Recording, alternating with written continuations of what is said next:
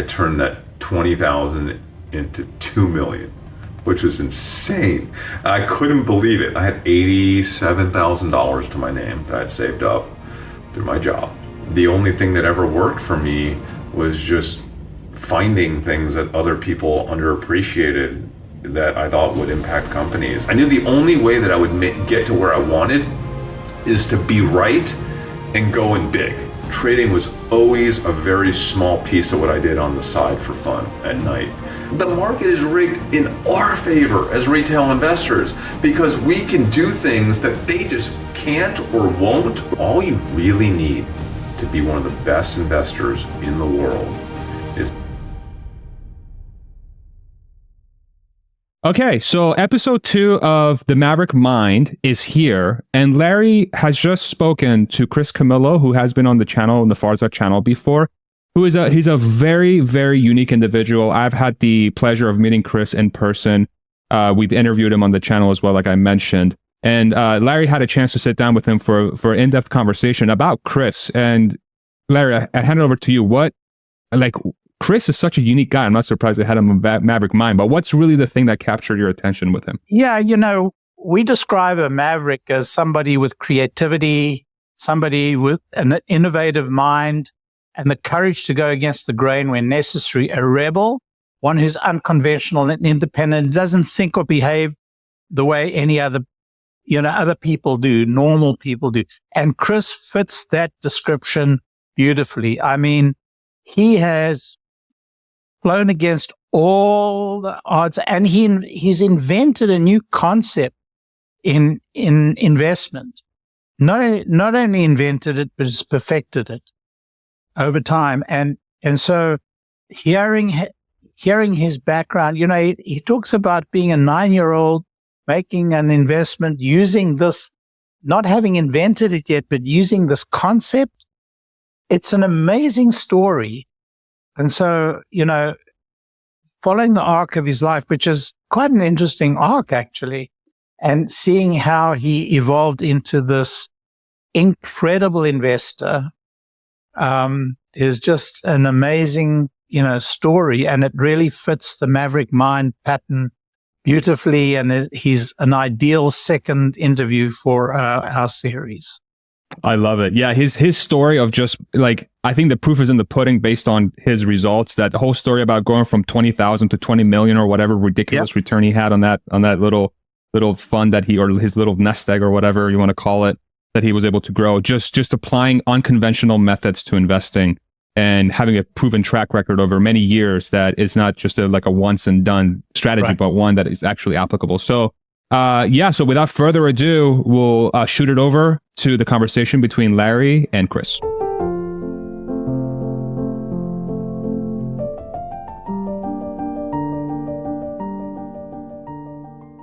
When were you born? 1974. 1974. So you're a youngster. Do I get to be a youngster in 74? Does that make me? All right. Relative. Yeah. So where were you born? Where did you grow up? I was an Italian Catholic kid that grew up on Long Island in a mostly Jewish neighborhood, Great Neck, Long Island, Manhasset and Great Neck. Yeah, the Great Neck, well. Yeah, in the 70s and 80s. Gotcha. Well, I went to school in Scarsdale in 64. Oh. We hung out a bit in Great Neck. Okay. And I have cousins in Great Neck. I guess most Jews in the United States have cousins in Great Neck. Definitely. I had family in Bayside. My mom grew up in Bayside. My dad grew up in the South Bronx. My dad's dad was a jeweler, and my mom's dad was one of the first food importers in the country from Italy. Yeah, so we had one of the oldest fine food distributorship in the country called Melba Foods, and he helped found the Fancy Food Association, which today is a very big deal in that world. So yeah, it's half of me is a food family, half of me is a jewelry. That's interesting. Yeah. You could have been from a Jewish family with the same background. Yeah, you know, Italians and Jews are very similar in a lot of ways. So when did your forebears arrive in the States? So I think it was 1920s, I want to say, 20s, on pretty much on both sides of the family. Yeah, 1920s. So you many generations, 3 generations. Yes. Yeah. So you grew up in Great Neck, went to high school there? I went to middle school there. My dad was a litigator for J.C. Penney, and they moved the company to Texas in '88. I was in 8th grade, so I moved to Texas in the middle of 8th grade. Oh, wow. Yeah. Practically a native Texan. Yeah, it was rough. Dallas, the neighborhood I moved to in Dallas, I don't think they had ever seen someone from New York at the time. It wasn't like it is today. My first day at school, they passed a note down the lunch table, and it was to me, and I opened up this piece of paper, and on the piece of paper it said I-35 North, which is the highway that goes from Texas to Canada.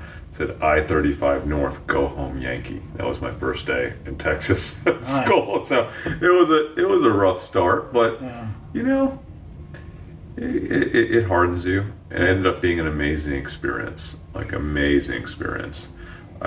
Today I'm so grateful that I hated it for a couple of years. But today I'm so grateful that I got kind of thrown into that mess at a young age, because it made me in many ways who I am today. So yeah, it gave you a sense of how to manage very complex and difficult situations. Yeah, I was alone for a bit, you know. So You have siblings? I have an older brother. I have a younger brother and a younger sister. So, wow, then 4 of you. So how did they manage the transition? My older brother was old enough. He was meaningfully older, 8 or 9 years older. Okay. So he was old enough that it didn't impact him nearly as much. My younger brother and younger sister were so much younger, again, similar age difference, that it didn't bother them too much either. So it was just, I was the one that it impacted. Very tough years at middle school, I guess. Yeah, moving from Long Island as an Italian kid in Long Island to Dallas in the late 80s was not easy. But again, here I am by choice now. I'm here in Dallas. And have you ever moved out of Dallas in that time? Yeah, so I went to Highland Park High School here in Dallas, which was one of the top public school districts pretty much in the country. Went to SMU, and then I really wanted to get the hell out of here. After that, I was like, as most kids, let me get out of here.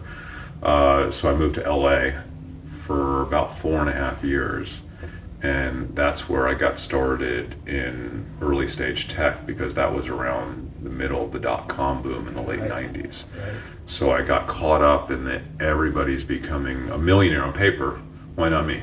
So you went to SMU and did what at school? I was a finance major. Okay.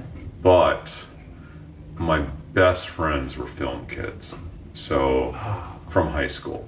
And so I was their film producer. I self-studied film, the other side of the camera. So we started a film production company. That's what brought me to LA. And, yes, I was the equivalent growing up to like a young Alex Keaton from Family Ties. I don't know if you remember. Oh, yeah. So back then, it wasn't cool to be interested in finance or stocks like as a kid. Yeah, it was very nerdy. It was totally an outcast thing. In fact, not only as a kid, as a 20-something, it just didn't matter. Like no one was, unless that was your profession, there was no like self-directed investors. And if it was your profession, you didn't talk about it to anybody outside. Correct. People these days would not even believe what it was like to have an interest in stocks back then. So, I went out to LA for film, and we almost had a very successful career in film production. I won't get into the whole story, but it all went bust for us. My friends all moved home, and I decided to stay in LA and then join the whole .com hype and madness that was happening, and just got sucked right in, and I kind of never left. I've been building companies ever since. So what was your introduction to the .com world? How did you enter it? It was like everyone else. There were group interviews, and you just wanted to get any job for any .com so you can get rich quick. I was no different. I wanted one of those jobs, and I wanted to get rich quick. All my friends seemed to be doing that. So I took one, and I was like that close to being so rich at age like 23 in an IPO. And I think it was a matter of weeks before the company I was at was supposed to IPO. It was called carsdirect.com. The .com boom busted. And I'm so fortunate that it did, because I don't feel that I could have handled that kind of wealth at that age. I don't think it would have put me in the right direction. I don't think it would have kept me hungry. I wouldn't have gone down the path I ultimately went down, which was way more lucrative and fulfilling for me long term. So I thought I had it all, and then, like a lot of people then that didn't get to cash out in time, you just went down to zero and had to start all over again. And that was okay. I moved back to Dallas because a lot of my friends had moved back, and I actually met my future wife in LA at that company, so something good did come out of it. It was her idea to move to Dallas. She grew up in LA. She wanted something different. She wanted to get out. Yeah, she wanted to get out of LA. She mentioned that to my mom, who was an Italian mom, and then at that point I had no choice to come home. I mean, I couldn't say no, I don't want to come home. Yeah. So we came home to Dallas. I started my career over, and I just spent like most people, I just started from ground zero, a little late, a few years late now, trying to build a career and climb a corporate ladder at what at the time was a startup, and as a sales guy, just selling stuff, selling software, selling, at the time was market research called eRewards Market Research. Spent a decade of my life there. 10 years. Helping 9 years, helping to build that company to what became the largest market research panel company in the world. But again, I started there as a kid, so at the very lowest, the totem pole.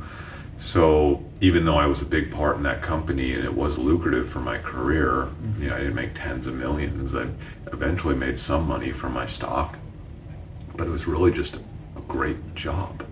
But there was a point when I was working there where I wanted more than my job could give me, like a lot of people. And I knew there was only one way to make that happen. But in those days, there wasn't an expectation of overnight wealth, of getting to the top very rapidly. I mean, there was the sense of that at the .com boom, but when that bust happened, it took a long time to get for what is today the expectation to emerge. Yeah, so it wasn't as bad as it was in, like, I guess, the 70s and 80s and early 90s, but you did have a sense then that if you weren't starting something truly great and you weren't like the exception to the rule, you were capped by your career and you were capped by your salary for the most part. But I'm amazed to hear that you stuck out 9 years in this company. Yeah, I mean, but I had to. I mean, I didn't have, I had to pay the bills, Your children were born in this period? My children were born at the very, very tail end of that period. I was a stock trader as a teenager and as a preteen, believe it or not. It's a crazy story, but I had always traded stocks through my dad or through my older brother, who was a stockbroker, and back in the old days with the newspapers and just learning, reading books. I read all the stock books when I was a kid, when I was a teenager. I tried all this stuff, and the only thing that ever worked for me was just finding things that other people underappreciated that I thought would impact companies. It was that story I tell all the time where And I used to go garage selling every weekend. I was a hustler as a kid, okay? So I did a lot of stuff to make money. One of those things was I would buy and sell stuff at garage sales and estate sales. Before eBay was a thing, I'd find dealers around the country that specialized in certain items and would pay a lot for certain things. And I would find those things for them at garage sales for dollars, and I'd sell them for $50 or $100 or $200. So I'd start every morning with a Snapple iced tea that I'd buy at 7-Eleven. It was a lemon flavored Snapple iced tea, and they had 2 full refrigerator doors at 7-Eleven. One morning I went in there, and it was half of one refrigerator door instead of 2 full refrigerator doors. And I talked to the clerk, and he said that there was competition, like Arizona iced tea, I think it was, and other stuff, and they would only have half, because they didn't have my flavor. So I asked my older brother, I said, this is a big deal, right? Like, is this bad for the company? He goes, maybe. And that was actually my first options trade. He taught me how to trade a put option. And I think it was $300 I gave him, which was like all the money that I had to do that with at the time. And he bought a put option for me on Snapple. And sure enough, it was like a few weeks away from earnings. And they announced that they had inventory built up in the channel due to new competition that was coming in, and retailers were not accepting as much inventory or shelf space as they used to. So this was literally just something I saw as a kid. I was like, I don't know, 13, 14, I don't know, in that age range.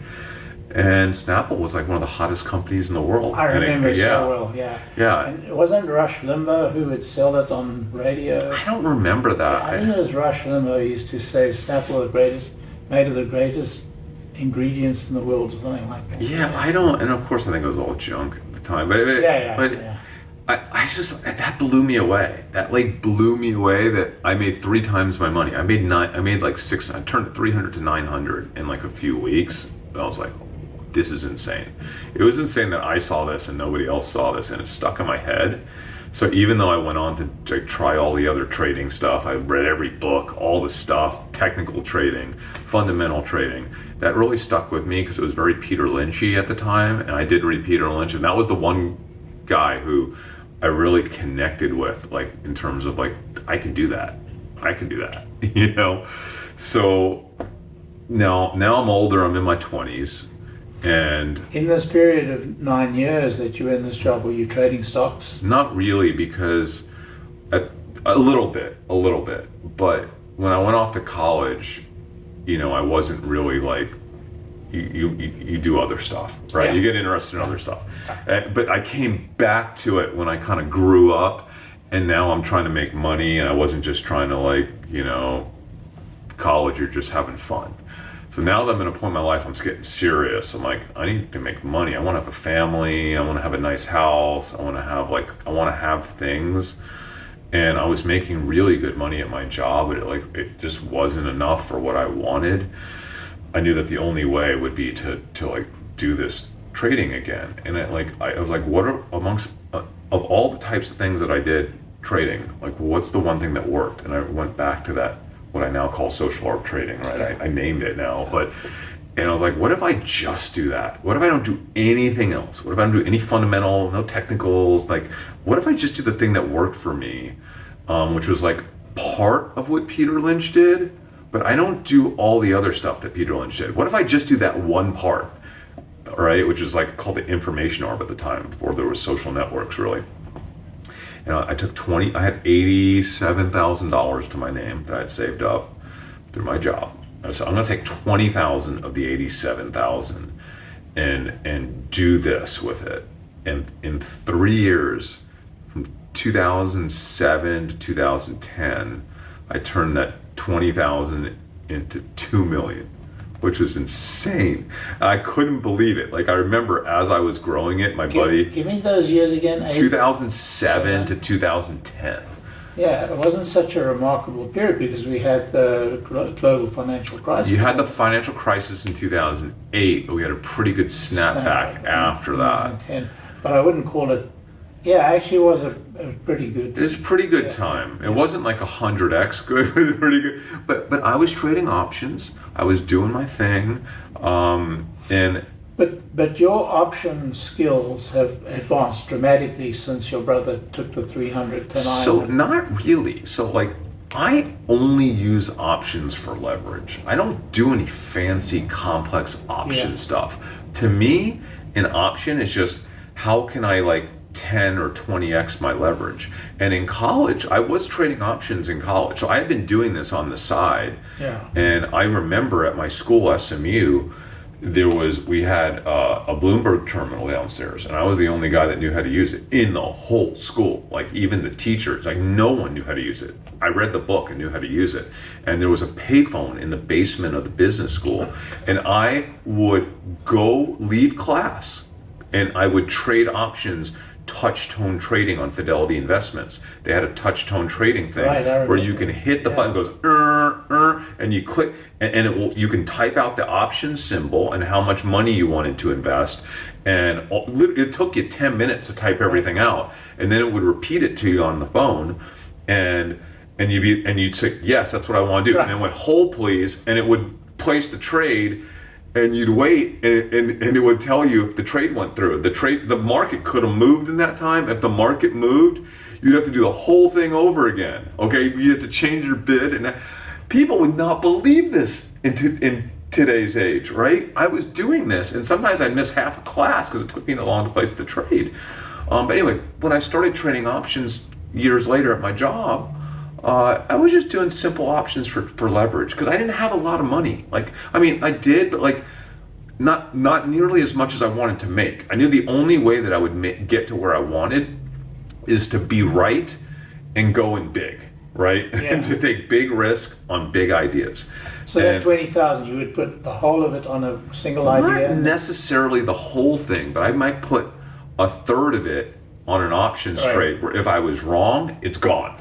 And so if I'm right, I might 5x or 7x, but if I'm wrong, it's gone. So I can't be wrong that often. I can be wrong every once in a while, but if I'm wrong like 3 times in a row, I'm zeroed out. And these are what? Month trade, 3 weeks trade? Usually days to weeks, maybe a month. I usually I call it the social arb window, is the window when you know something that other people haven't picked up on yet, but you believe they're going to pick up on it within that window. Maybe because there's an earnings announcement, maybe because of some other information dissemination event is going to allow the whole world to see what you saw beforehand. So you got to time that out so you don't pay that much in options premium, because options are expensive to hold for a long period of time. But my buddy in the office with me, one of my best friends, Patrick Cummins, I go over there, I'm like, you're not believing how much money I made again this week. And we're keeping a chart of it. I remember telling him, Patrick, I think I'm going to get up to $1 million at some point. I think it's doable. I was at like 500,000 or 600,000. And like, I think I hit $1 million like a month later or some crazy thing like that. How did you manage the tax situation? I just paid it. It was terrible. Like I'd never been good at taxes, like tax management. What people don't understand is they're like, okay, if you've been generating, I think I've generated like 70-something% over 17 years now. And people are like, well, then you should have like $1 billion or something. I'm like, no, because every year I pay the taxes on the gains, and then I take out a ton more money to pay for living and house and family and my wife and my kids and like all the stuff. And so I'm almost like, depending on what your lifestyle looks like, you're almost starting with not that much more than you had at the beginning of the last year by the time you pay taxes and pay for all your expenses, if that's your lifestyle. Like if I don't have a job too, because remember, I quit my job. Like at the end of that period, this is the fun part. So there was a portfolio tracking service, and it was the very first one. There's a bunch of these now, I think, called Covestor back then. They had 40,000 people on Covestor, and a lot of them were like ex-hedge fund guys, like kind of quasi-professional traders. Yeah. And I got up to the number one rank. You'd hook up your trading account, and it would actually see how good you're doing against all the other people. And I don't again, there were no retail traders really that much. So it's not like that people were doing this, but 40,000 people around the world were. And I got up to the #1 ranking on Covestor. And so that was kind of a big deal. And because of that, I got some press. And then I took that press that I got, and the press got me a legit publishing book deal with St. Martin's Press Publishers, Macmillan. And that's when I wrote my book Laughing at Wall Street, which was like 2010 or something. And so I remember this, I turned 20,000 to 2 million. I said, I'm retiring. I'm not working anymore. I quit my job. I said, I got a book deal. I took a year off of my life, wrote the book while my wife was pregnant with twins. But you were investing during that period. I was investing and writing. So I was investing and writing and stressed out because my wife's having twins. And now I got a book deal. I have an actual deadline with the publisher, and that was the most stressful thing I've ever done in my life. I am not a writer. I am not a writer. I would literally go to Starbucks and just stare at the ceiling for 2 or 3 days at a time, not get one word out. And then I would write for 4 hours straight, and then 2, 3, 4 more days, no writing. I eventually knocked that book out, and I'm pretty proud of it, because it's kind of like a lot about my life and stuff. And it's it took me a whole year to write that book every day at the coffee shop. I wrote the book.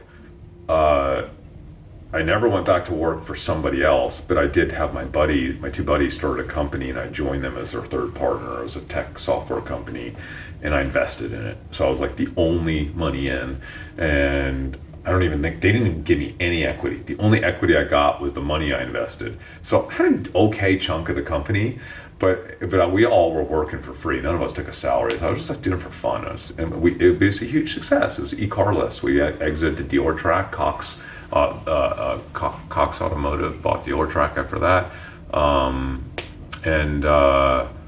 It was a huge success. How much time did you put into that? Oh, a lot. A lot. It became a job again. It was just a job where I kind of owned the company, but it was a job. And what happened to your trading in this period? So my trading was fine. And here's the thing. I actually, almost in my entire trading career, I never was a full-time trader. Ever. Not even close. Trading was always a very small piece of what I did on the side for fun at night. So, and I think to some degree that was an advantage, because I never got consumed by the noise of the market. I never became part of the herd. I always had, my primary focus was always on some other business that I was focused on. And then at night I would do my research, right? My social research and stuff. And so it was always a passion, a hobby, something I enjoyed. For me, investing was something I loved, not something that I had to do, right? So I don't know, I never feel pressured to make a trade. I didn't have to ever make a trade. I can go 6 months without making a trade if I wanted to. No big deal. Because I always kind of found other sources of income. Right. And I think that is actually a critical differentiator, not having to trade. Literally not, if you're managing other people's money, you have to do things. So you will trick yourself to believing that you know something when you actually don't. Because you can't just go for months and be like, oh, I don't know, I don't have an advantage. I have no alpha. I can't figure out the alpha, so I'm not going to do anything. I just won't do anything if I don't have the alpha. I had a hedge fund. Did I tell you I had a hedge fund? This is crazy too. So everyone my whole life was telling me, you have to start a hedge fund. You have to start a hedge fund. You're crazy. You have to start a hedge fund. There was a person. But what is the timing and when did that happen? So you quit your job. You were out of the job for how long? A year while I wrote the book. And then I started. I joined my buddies at eCarList, and we worked there for a few years. We sold that company. Then I was involved with another company that we bought half of, and we helped run, and we exited that. We were flipping these companies. Then I started my own company, Ticker Tags. Ticker Tags was a social data intelligence company for Wall Street hedge funds and sell-side banks. It was everything I had always done, but I institutionalized it in software. I basically me and my business partner Jordan McLean, who's my YouTube partner now, Yeah.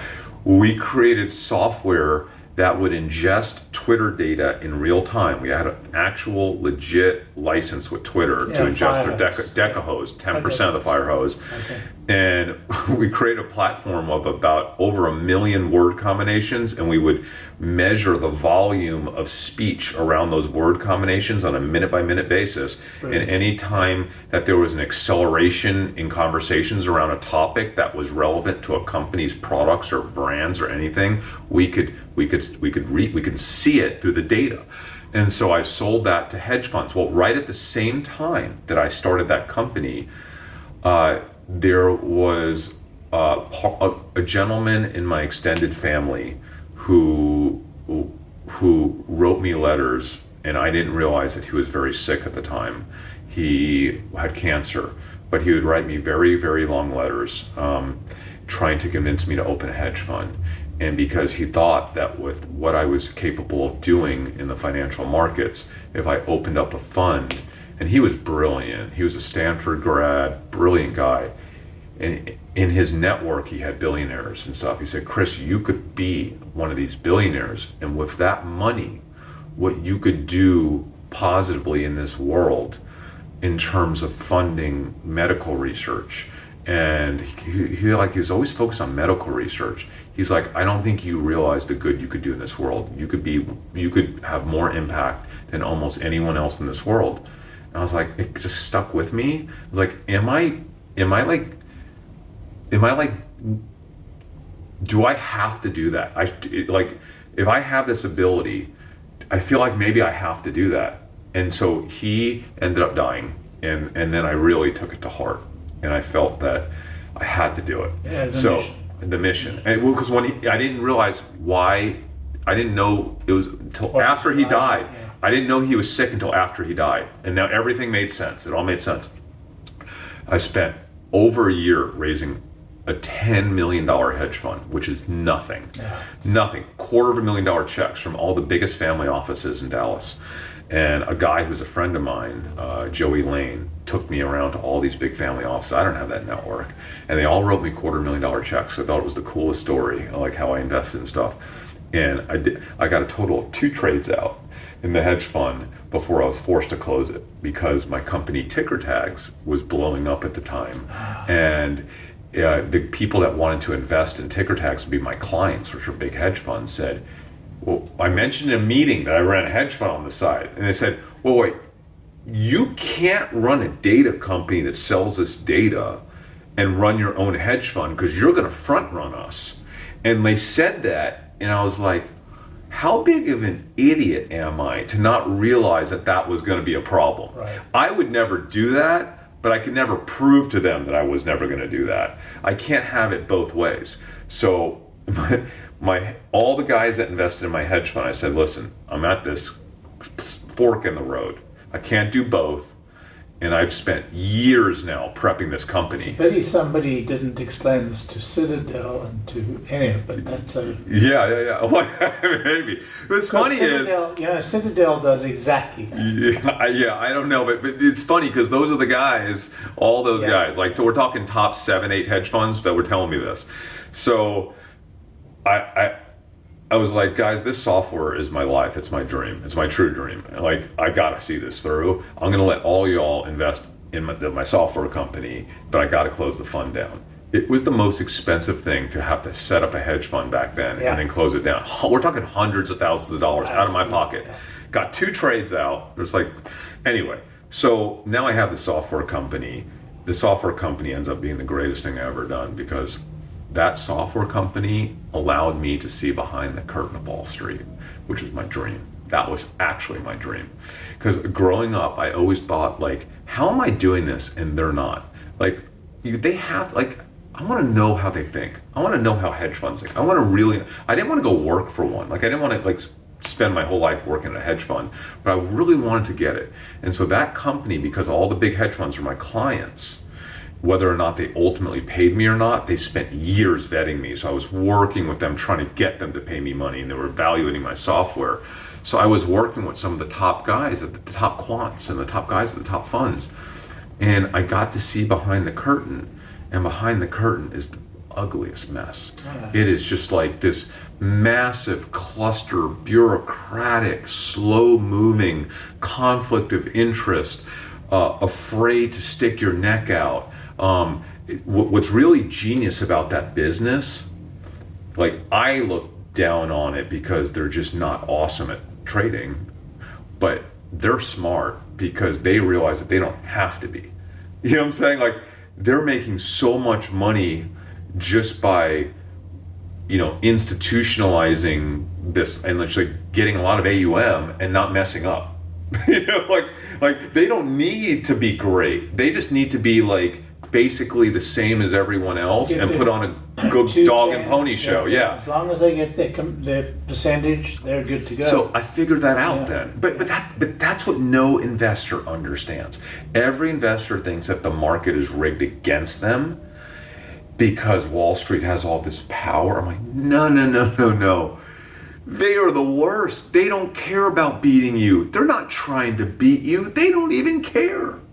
I was like, the market is rigged in our favor as retail investors because we can do things that they just can't or won't or just don't care to do. It's like they're not incentivized to like be quick and be great on this stuff. And they have to go through a bureaucratic process to trade. They got to document all this stuff. These guys at the end of the day, they got families. It's a job to them. It's a job, right? They're not scrappy. So I learned, that gave me the confidence to realize that, you know what, like I could really blow this up because now that I wasn't afraid at all, once I sold ticker tags to Jefferies, and it wasn't like a big financial win for me and my investors. It was a distressed sale because Twitter data that I was relying on was becoming so expensive. They picked me and only 2 other companies to continue to license data to in finance, but they wanted millions and millions and millions of dollars. Yeah. And I was like, I got to raise another 5-6 million on top of the 5-6. I had Thomson Reuters as an investor. I had awesome investors. I was like, guys, I got to raise another 5-6 million. And we looked at it and we were like, Twitter data wasn't even that good anymore for what I wanted because remember, the Twitter was great when people spoke about what they were thinking, what they were going to buy, what they were wearing, what they were interested in. Twitter had evolved into like nothing but news and politics. And the finance Twitter was like talking about stocks, not talking about brands. So it was just like bad timing. And so I had to sell the company in a big like earn-out deal to M Science, which was the data science group under Jefferies Bank. And they spent tons and tons and tons of money to grow the company, which was awesome because I wanted to see it like live on. And then just they ended up like dismantling it and taking pieces of it and stuff and putting it in their other data sources. And a few years later when COVID hit, they regretted that because all the people that never wanted to pay big for that software realized how special it really was. And I got all these phone calls and they were like, we need ticker tags. And people, my old employees were like, oh my gosh, like everybody wants it, but now they can't have it. So it's like we were too early, if that makes sense. We were like years too early. And you had to aggregate many more social network feeds to get a real... Yeah, you're right. Yes. What you really needed was comment on videos, comment data, which is doable. You can get it. You can scrape it. Like I always tell people, the gold the last 5-6 years has been comments on TikTok videos because TikTok is where people express themselves. Right. TikTok is where the culture is. Right. And where the culture is, it's not even the videos, the comments on the videos right. are where people debate and express themselves and have awesome conversations. Now that you get in the minds of people by reading those comments, and you can see the world unfold in real time. It's not about predicting the future, it's seeing the world as it's unfolding right now. And if you know that, then you know what people are buying today. You know what people are going to buy next week. And like Wall Street at their best is still using transactional credit card swipe data, which has to be cleansed analyzed, filtered, and then you got to make decisions. So ultimately it's like weeks old by the time they're trading on it. You can get like a multi-week head start on Wall Street, but also Wall Street doesn't have the talent anymore. They don't really have the people who are capable of analyzing this stuff. So like there are just so many advantages that retail traders have over Wall Street, and it kills me that this new generation is like, they're screwing us. Like they're just, it's rigged. It's rigged. Like, yeah, it's rigged against them. It's rigged in our favor. You just like stop beating yourself up. There's nothing special about what I do. I'm not like some genius. I'm just like, I know where to find the alpha. You keep telling us you're not that genius. You keep telling us it's so simple, and yet not that many people are picking up on it. Because people think that you have to be like conventionally smart, but no. You do have to be a little bit smart in a different way than other people. Okay? So like, yes, I am a little bit smart in a totally different way than other people. But I'm not like, my IQ is definitely not like up here. Like I know it, because I know what my IQ was. I know I'm a middle of the road guy. I am a regular guy. But many people have really highly specialized skills intuitively. Yeah, agreed. And I think, you have this really, and it's interesting that you stumbled upon it in such a young age and really evolved it and developed it. Now we're at the point that you sold ticker tags. Yes. And how old were you? Oh gosh, that would have been, I don't know, what's 2024? Wow, 8 years ago ish. Wow. Does that sound about right? 9 years ago. So you're how old 9. at this point? I mean, I'm 50 now, so that would have been like 41, 42, 43. That range. So, we're interested in the Maverick mind. This is what this program's all about. Yeah. And there's nobody more Maverick in the field that you're in than you are.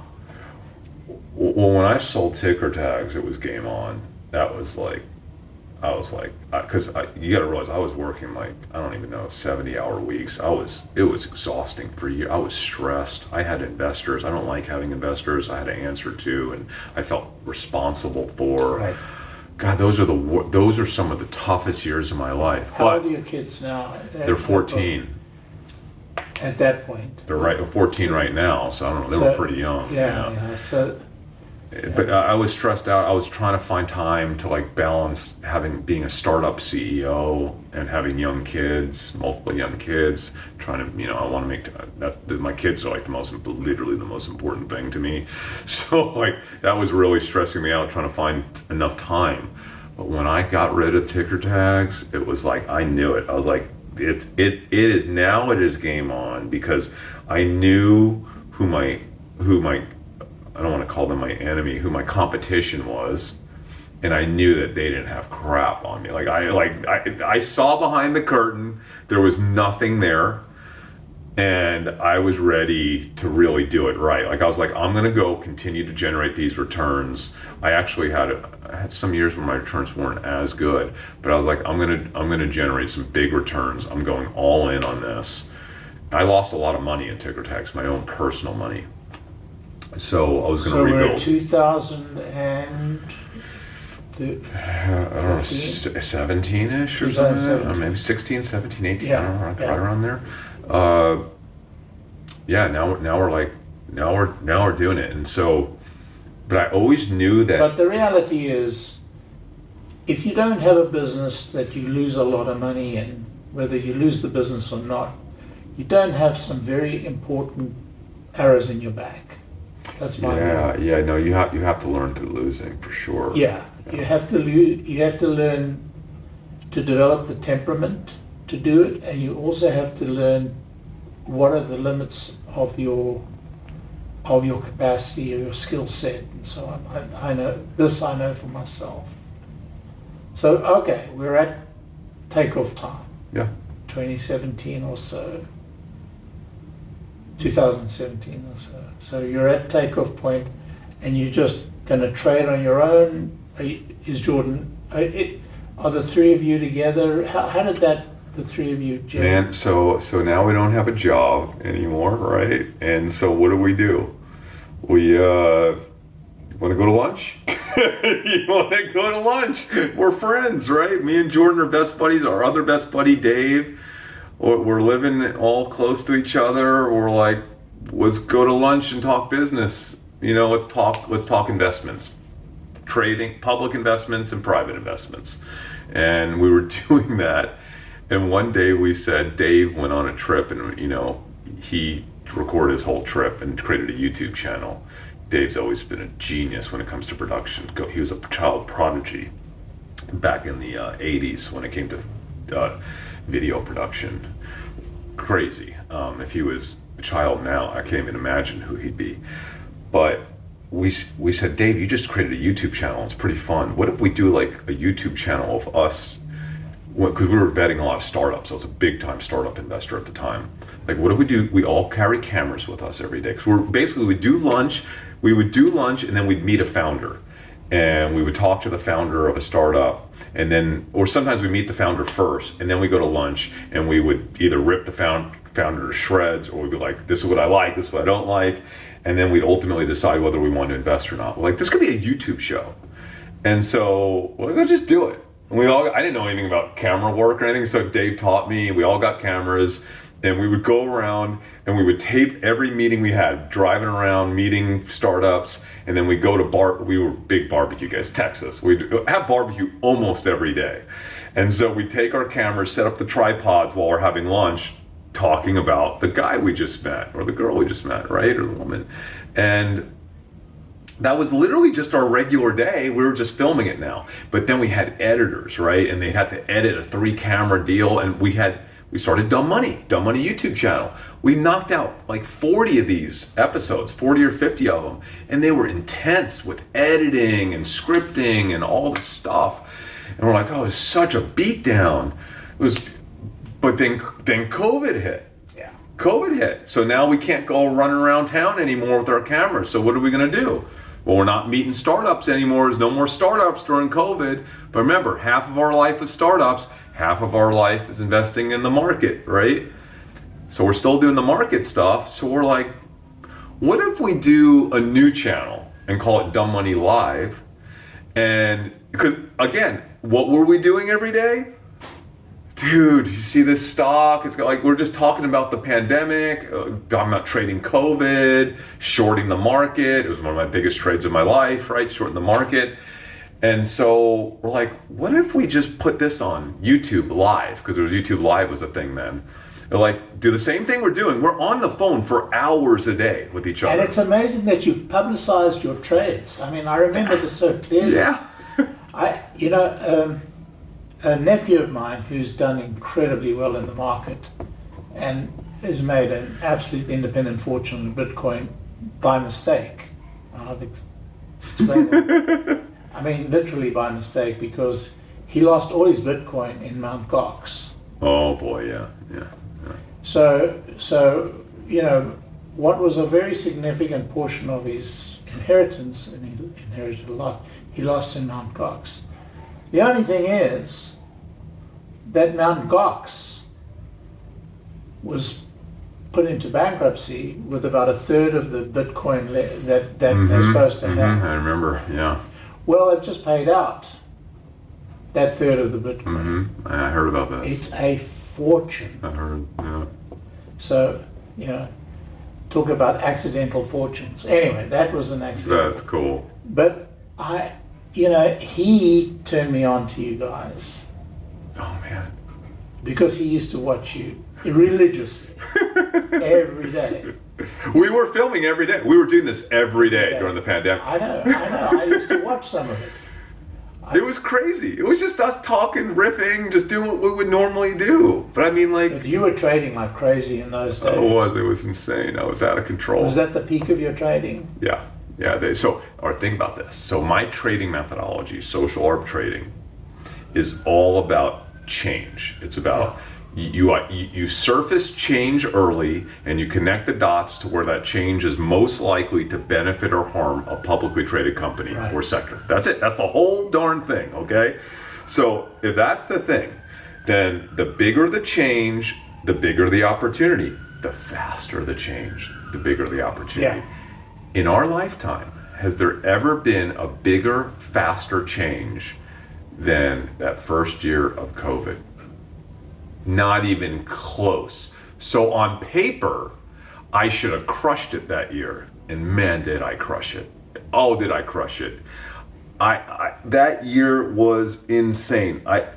I still think about the few things I missed. Like I missed the pets trade, you know, like there's a few of them that I missed. Yeah. But like, I was just like, I wasn't sleeping. I was like, you have the entire world not leaving their home and changing human behavior in a way that we never thought was possible. Things that people would never ordinarily do, they're doing, right?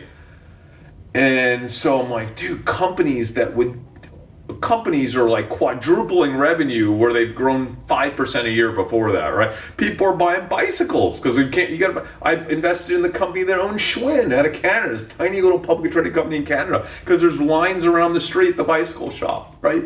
There's like, people are buying boats and buying four-wheelers and, you know, they're buying printers, HP. I mean, they're literally buying printers.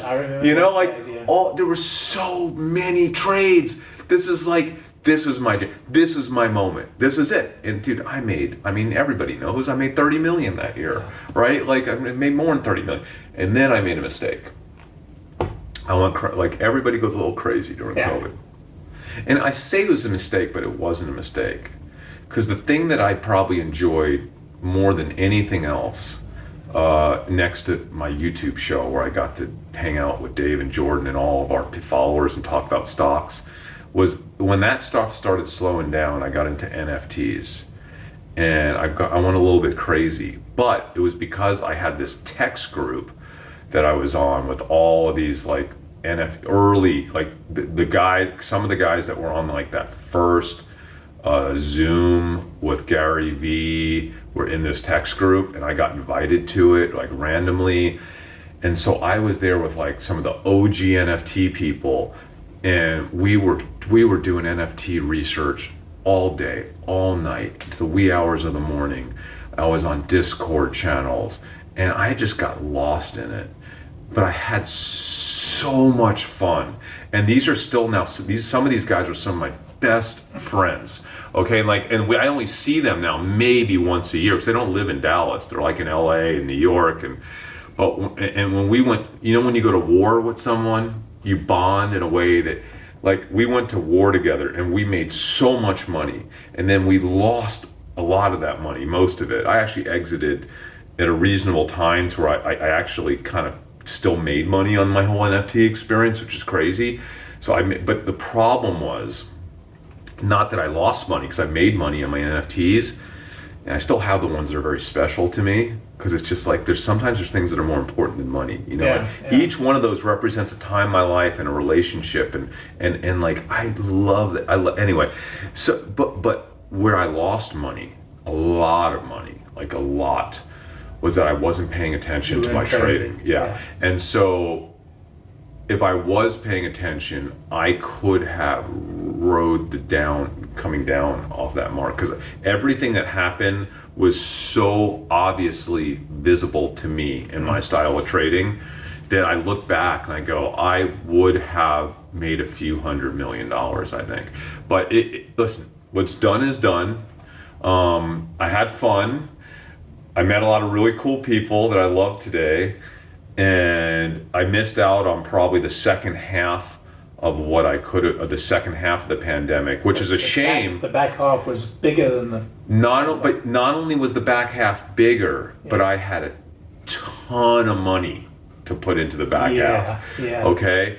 And so I still ended up with insane returns, but, you know, after paying taxes on the 35 million and then taking the hit, it was pretty painful. I should have been like here, and instead I was just kind of like here, and then I had to like again start all over again. But yeah, if I would have done that instead of having 17 years of like, you know, 70-something% annual returns, I'd be at well over 100% now over 17 years annualized. Well, it's all woulda, coulda, shoulda. You know, I mean, these are very, very important things to look back on and to consider the errors and so on. But honestly, you have to give yourself a little bit of air, a bit of oxygen on that, because it's life. But it's also trading. It's how it works. Even the genius, I mean, and you are a genius at trading, but even the geniuses at trading have to accept that there are these, these adjustments, these limitations. Always learning. Yeah. You're always learning. But you know what one of my biggest takeaways is, and it brings me to where I am today. And this goes all the way back to when I was a kid working at the restaurant that I now own, Chelsea Corner. When I was a kid, I didn't have any money hardly, but my buddy Patrick was making all this money on Microsoft back in the mid-90s, early mid-90s. And I realized that if you just get one thing right and you go in on it, all you really need to be one of the best investors in the world is to get one really big thing right over your entire life. Right. If you can get 3 big things right over your life, forget it. You're literally in the top, probably 1/10% of all investors. So I've gotten some really big things right. Nothing was bigger than calling COVID. Remember, I was translating Chinese newspapers before anybody in the U.S. cared about COVID, and I was losing so much money shorting the market. I would have went broke if it took more than a few more weeks, but it didn't. And when the market got hit, I was heavily levered in put options on travel stocks and the S&P generally. So, but you got to get these big things right. And then I did get the mobile revolution. I did get the cloud. I went heavy into Amazon AWS on the cloud computing revolution, right? And then I did go heavy again into AI with NVIDIA at the birth of ChatGPT, because I know that when something big happens, forget everything else, zone in on it. Don't get caught up in the noise. Just zone in on it. And if it's really a big deal, that's your opportunity. So I went all in on AI, and it's paid off in a really big way. And now, as you know, I think this is what's cool doing this now. I think I'm in the middle of what I think is by far the biggest thing, that bigger than the pandemic, bigger than the internet, bigger than I didn't go in as hard as I should have on NVIDIA and AI. Looking back, I should have gone in even harder. Yeah. But I'm going in hard on this next one. I'm just doing it. I always say it's so important to have a prepared mind, because as humans, there's something about this where even if we know something, we just won't allow ourselves to get crazy levered out on something and to go all in, because we just don't ever believe that we could really know something that is the biggest thing ever and no one else sees it, or very few people see it. It's just something in our brain that won't allow us to accept that. So you have to spend months training your brain to prepare for something. But you spent your life preparing. I know, I did. I spent my life preparing for it. And everybody that watches it, this is not a surprise, it's humanoid robots, right? Yeah. And this is the one that, listen, in a 5, 6, 7 years from now, maybe people look back and go, oh man, Chris, he was crazy. He should have went all in on that. As it turns out, those humanoids are not doing anything. And maybe I'm wrong, but I think I'm right. It's hard to see how you could be wrong. I mean, where I sit, and I've seen it all. I'm quite a bit older than you are, a lot older than you are, but I can't see how this is not the most important step that the human race is taking. I mean, AI is just let's face it, AI in itself is just an agent of change. The question is, what is the change? And so a humanoid robot is the embodiment of that change. Yes, that's right. And that's how I see it as well. So, I have to think that you've made probably the right bet. Well, do you know what how I like thinking about this sometimes? Because it's hard for us when we're debating. Is it big? Is it good? It's like, when you could take something, if you push out the timeline far enough. I love doing this. This is a mental exercise I go through all the time. When I push out the timeline, there's undebatably a 100% likelihood that robots, whether they're humanoid or some slightly different form factor, are going to be doing all physical labor. globally, which again is like a third to half of GDP for globally. So it's undebatable, right? We can debate whether it's 6 months, 6 years, 60 years, 600 years, right? But if civilization is here, there's no way that humans are going to be doing that work, right? And you start thinking about this every day for a couple of years now, which is what I've been doing almost now, and the engineering to get us there. There's nothing there that's like AI, you can still have a debate if we'll ever reach AGI. Like most people think we will, but there's a debate that maybe we won't, right? But you. I think the bigger debate is how we will get there. How we will get there. What are the components of it and so on. But this seems so clear cut to me. Like we can debate, does it take an extra few years, more than we think? But it's just like so obvious.